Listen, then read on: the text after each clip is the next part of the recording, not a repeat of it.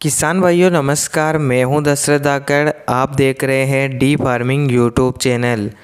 सरसों की फसल से ज़्यादा उत्पादन लेने के लिए आपको सरसों में 3 काम समय पर करना है।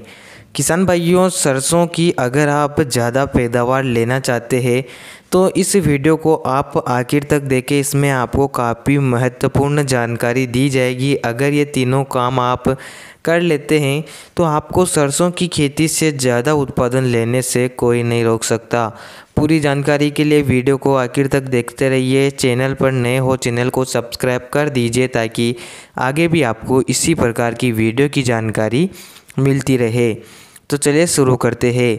किसान भाइयों, सरसों की खेती में ज़्यादा से ज़्यादा उत्पादन लेने के लिए आपको पहला काम करना है सही वैरायटी का चयन और सावधानी। आमतौर पर मार्केट में तो कई सारी सरसों की हाइब्रिड उन्नत वैरायटियाँ आती हैं जिनका उत्पादन ज़्यादा है। आपको ऐसा नहीं है कि ज़्यादा उत्पादन वाली वैरायटी को आपने लगा दिया तो आपको ज़्यादा उत्पादन मिल जाएगा। सबसे पहले आपको कुछ बातों का ध्यान रखना है, उसके बाद आपको वैरायटी का चयन करना है।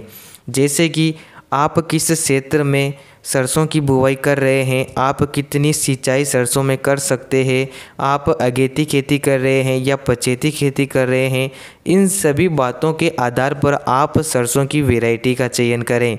मार्केट में कई सारी वैरायटियाँ आती हैं जिनको अधिक सिंचाई की आवश्यकता होती है, कुछ ऐसी वैरायटियाँ भी आती है जिनको काफ़ी कम सिंचाई की आवश्यकता होती है।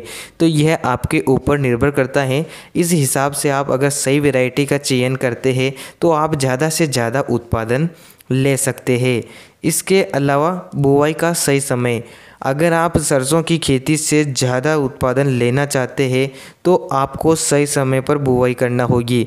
अगर आप सही समय पर सरसों की खेती करते हैं तो आपका उत्पादन बुवाई से ही 10 से 15% तक बढ़ जाता है। यानी कि सरसों की फसल से अच्छी पैदावार के लिए सरसों को ठंडे तापमान की आवश्यकता होती है। आप 15 अक्टूबर के मध्य तक सरसों की बोवनी कर दें।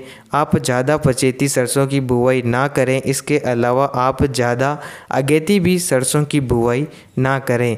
आप सितंबर एंड से अक्टूबर मध्य तक सरसों की बोवनी का काम समाप्त कर लें। इस समय थोड़ा तापमान ठंडा रहता है तो सरसों की बुवाई के लिए सबसे उपयुक्त समय माना जाता है। इसके अलावा सही समय पर सही खाद का प्रयोग। किसान भाइयों, सरसों की फसल में कई प्रकार के खादों की आवश्यकता होती है। जैसे कि बहुत से किसान डीएपी, एसएसपी या एनपीके आदि प्रमुख खादों का प्रयोग करते हैं। इन खादों के अलावा भी कुछ अलग से आपको खादों का प्रयोग करना चाहिए। जैसे कि अगर आपने सरसों की खेती में सल्फ़र का प्रयोग नहीं किया है तो आपको इसमें सल्फ़र का प्रयोग भी करना चाहिए। बहुत से किसान भाई एसएसपी या डीएपी या एनपीके खाद तो डाल देते हैं लेकिन इनके अलावा वो सल्फ़र का प्रयोग करना भूल जाते हैं।